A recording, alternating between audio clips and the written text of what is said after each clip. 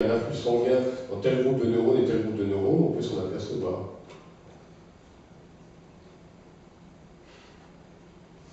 D'autres...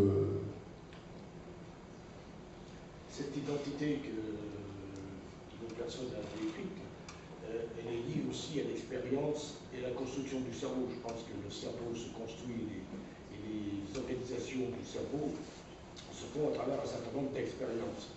C'est-à-dire qu'il y a une notion d'équilibre à chaque fois qui se remet en cause.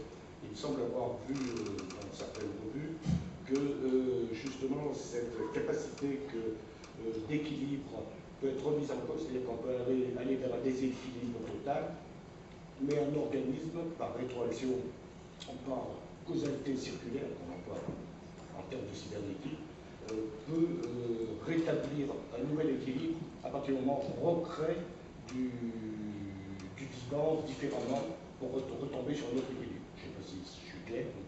Oui, de toute façon, maintenant, il y a même des travaux sur la neurogenèse, donc ça va très loin. Je parlais du virus denté. On peut aller jusqu'à, peut-être, dans un certain temps, comprendre exactement le mécanisme, ou les mécanismes, plus probablement, qui nous permettront de créer des neurones nouveaux. Mais, par contre, on n'en est pas au résultat, parce que avoir un neurone nouveau, va-t-il aller là où il faut?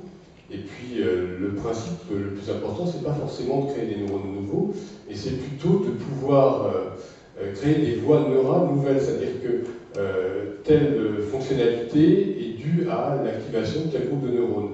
Et ces neurones-là se mettent à dysfonctionner. Eh bien, peut-être que nous pouvons à côté créer une nouvelle route, et cette nouvelle route, elle va permettre le même fonctionnement. Et là, on rejoindra ce que disait Sandra sur l'épigénétique, parce qu'il y a en effet des connexions extrêmement intéressantes pour comprendre comment on pourrait activer tout cela par la suite. Bon, je vais peut-être manger mon temps, donc voilà, je vais laisser la parole à Marc qui va pouvoir animer le grand débat, et puis